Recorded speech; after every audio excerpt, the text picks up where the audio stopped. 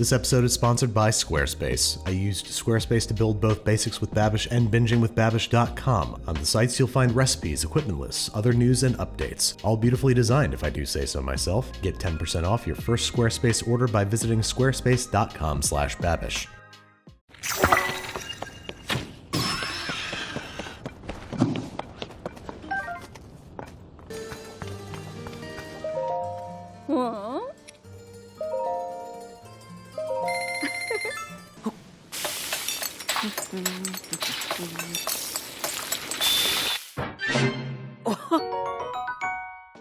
Hello there. Welcome back to another episode of Arcade with Alvin. This time we're going to take a crack at the deep fried whole bird roast from Zelda, Tears of the Kingdom. After seeing this recipe in the game, I couldn't resist using this as an opportunity to deep fry a whole bird. For some reason, I thought the game recipe included flour or tabantha wheat, so I have it here, but it actually does not. However, it is still lying around, so we are going to use it. So we're going to start by taking this drumstick, coating it in our tabantha wheat, and filling up a small pot with just enough of our oil jar to shallow fry this bird. Yes, that is it. No seasoning, just chicken and oil and a little bit of flour. After frying for about 5 minutes on each side or until the entire chicken has turned a nice golden brown, this drumstick exits the pan and sits on a plate lined with a paper towel to absorb any excess oil. After 5 more minutes of resting, it's time to eat. And it tastes exactly what you think it tastes like. Fried chicken, just with no seasoning whatsoever. Not bad, but I am going to eat this off camera with a few more condiments as to not waste food. Skin was pretty crispy though, I liked it. Now, how about we make an all-out decked out version of this? We're gonna start with a raw whole bird instead of the drumstick. And because this is such a big piece of meat, this is going to need a lot of flavoring, which we're gonna do with a brine. In a large container, we're gonna combine 4 cups of hot water with half cup of salt and half cup of sugar. Once this dissolves, we are going to add in aromatics, which means a whole handful of Hyrule herb or rosemary, probably about 8 to 10 sprigs or so.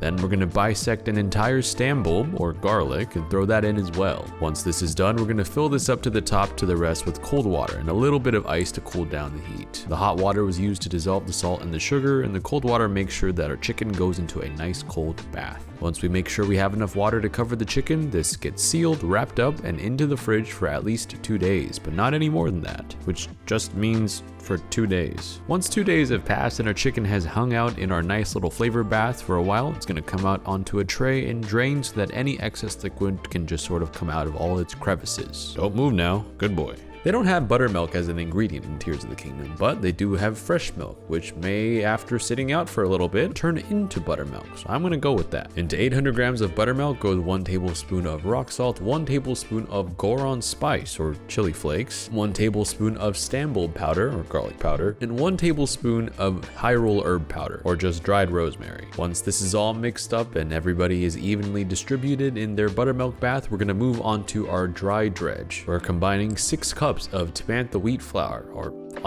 with 2 tablespoons of the same spices we used earlier: Stambled powder, Goron spice, Hyrule herb powder, and rock salt. As you can see, the choices for choosing spices and herbs were a little limited, but I will never allow any component of fried chicken to go left unseasoned. Once our 2 dredges are ready, we're going to take our chicken, which is now drained on a rack, put it into a large bowl, and dump our buttermilk mixture all over it, making sure to give it a nice coating so that everybody is happy inside. Once coated, our chicken goes directly into our dry mixture, where I am rotating, flipping, and tossing all of the dredges over the chicken just to make sure that the flour can coat as many of those crevices as possible. Another technique that can be helpful is also to press the flour directly into the chicken, where you get these nice craggly bits, and you flip it over, repeat, press it in again. With such a large piece of meat, it can be pretty difficult to get an even coating on all sides, so I'm not too stressed if there's tiny patches of skin somewhere, but I try to make sure I get all of them. Once I'm happy with how I've coated my chicken, I'm going over to the stove, taking a large stock pot and filling it about 60 to 70% of the way with neutral frying oil, vegetable oil, or peanut oil. I'm heating this until about 300 degrees Fahrenheit. And before we start with anything, I will have to say a disclaimer that this is extremely dangerous. I wouldn't recommend doing this at home, since it could be quite disastrous for a small home kitchen, but we are going to do it very carefully and try not to burn the studio down. Once the oil has reached our temperature, I'm going to take our chicken straight by the legs, shake off any excess flour, and slowly move it over to our stove, which our chicken is going to get laid in bit by bit right into the oil. Once we're happy with how the oil level is looking, we're going to drop the chicken in and let that ride for about 15 minutes or so. I'm moving it around every now and then to make sure that the bottom does not get too burnt, making sure also that our oil temperature has not dropped too much, trying to maintain that around 300, and then removing the bird once it is nice and lightly golden brown. This goes on to a tray lined with a rack with the cavity of the chicken facing down so any oil can drain out. I'm letting this rest for 10 minutes before cranking up the oil to 375 degrees. The double fry technique is really cool because the chicken is pretty well rested, but we're flash frying the outside, which is going to evaporate all of the moisture and resting juices that have soaked into it, giving it a really crispy outside without overcooking the inside. This fries for about another 3 minutes until it is a deep golden brown, removed, cavity facing down, and drained once more. And while this chicken is fresh and hot out of the fryer, I'm hitting it with a little bit more rock salt so that it can absorb that nicely. Now this part isn't really in the game, but I thought it would be pretty delicious to make a hot honey glazed fried chicken with the ingredients available in the world of Zelda. So in goes 2 tablespoons of Goron spice or chili flakes, 2 tablespoons of spicy pepper powder or cayenne powder, 2 teaspoons of rock salt, and 1/4 cup of coarser bee honey or honey. This is going to cook until this is nice and bubbly. The spices will lend their flavor to the honey, and the honey will reduce a bit, giving this a nice sticky glaze texture. Now that our chicken is fried and our honey is made, it is time to plate up. Our chicken, which has been resting on a rack over a tray, is going to get brushed generously with our hot and spicy honey. I'm just going to use a pastry brush to drizzle and pat all of this honey into as many of those craggly crevices as possible. To plate up, I'm going to take this onto a wooden board lined with a couple leaves of lettuce and plop our honey glazed fried chicken right down in the middle. And I present to you our version of the deep fried whole bird roast from Tears of the Kingdom, with a few additions such as spicy honey. I'll take one picture for the memories, and well, it's time to dig in as our chicken has been rested. I like going straight for the drumstick. It's my favorite part of the bird, and I will say that this looks very good. After taking a first bite,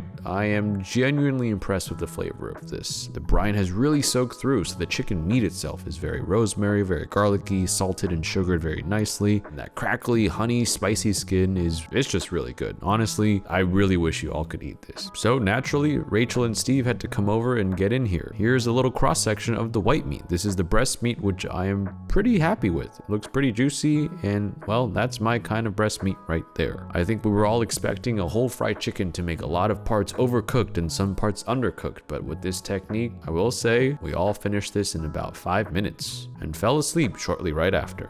Thanks again to Squarespace for sponsoring today's episode. They've been a great partner in supporting the Babish culinary universe and bringing my websites to life. From websites to online stores to domains and analytics, Squarespace is the all-in-one platform for you to build your online presence. They also have SEO tools so that your site is getting found and searched by more people more often. If you want to try it for yourself, you can start your free trial today by visiting squarespace.com/babish to get 10% off your first purchase.